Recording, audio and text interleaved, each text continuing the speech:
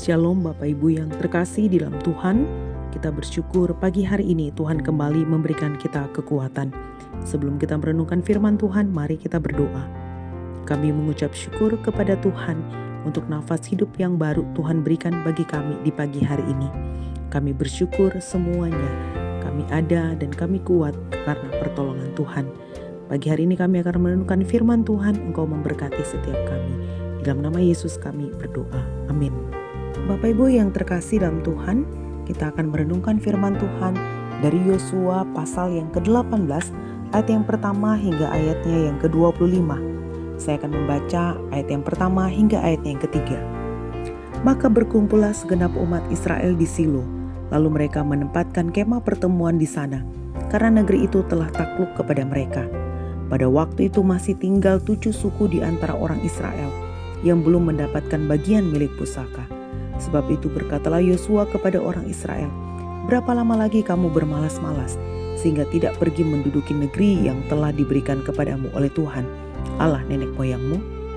Bapak Ibu Saudara yang terkasih dalam Tuhan, ketika bangsa Israel dijanjikan oleh Tuhan akan menempatkan tanah Kanaan, tanah yang penuh dengan susu dan madu, membuat 7 suku menganggap bahwa tanpa berperang dan mencari tempat mereka akan tetap berlimpah-limpah dengan kekayaan dan berkat. Dalam ayat yang ketiga yang sudah kita baca tadi, Yosua kembali menegur 7 suku ini, menyuruh mereka untuk pergi menjelajahi negeri itu dan mencatat keadaannya. Sebagai pemimpin, Yosua merasa bertanggung jawab untuk menyelesaikan masalah menduduki negeri itu, termasuk untuk membaginya untuk tiap-tiap suku. Karena itu ia mengingatkan bangsanya untuk keluar dari kenyamanan dan kembali bergerak. Tidak hanya itu, Yosua telah mengatur strategi pengintaian dengan melibatkan semua suku dan harus mengirimkan wakil-wakilnya. Yosua pun membuat deskripsi rinci mengenai tugas yang harus dilakukan oleh para pengintai tersebut, sehingga mereka dapat melaksanakannya.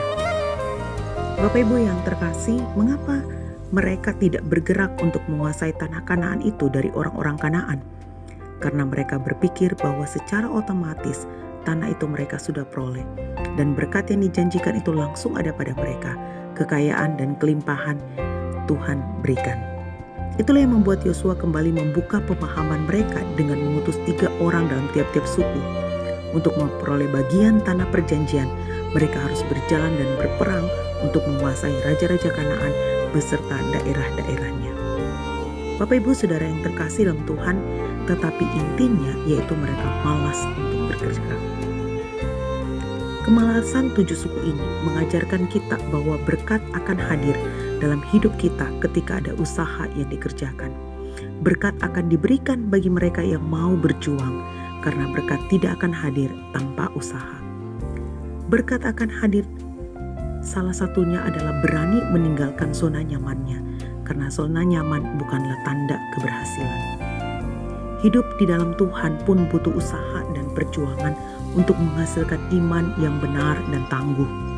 Sebagai anak Tuhan, selain berjuang untuk tidak jatuh dalam dosa, kita pun berjuang untuk setia dan taat kepada Tuhan dalam masa-masa yang sulit saat ini, yaitu masa pandemi. Biarlah firman Tuhan menjadi berkat bagi kita sepanjang hari ini. Amin. Bapa, kami mengucap syukur untuk firman-Mu. Mampukanlah kami untuk menjalaninya sepanjang hari ini. Dalam setiap pekerjaan, usaha, bahkan studi yang sudah kami lakukan, dengan berjerih lelah, kami yakin dan percaya ada berkat Tuhan yang sudah Tuhan sediakan bagi kami. Terpujilah Engkau Tuhan, di dalam nama Tuhan Yesus kami berdoa. Amin.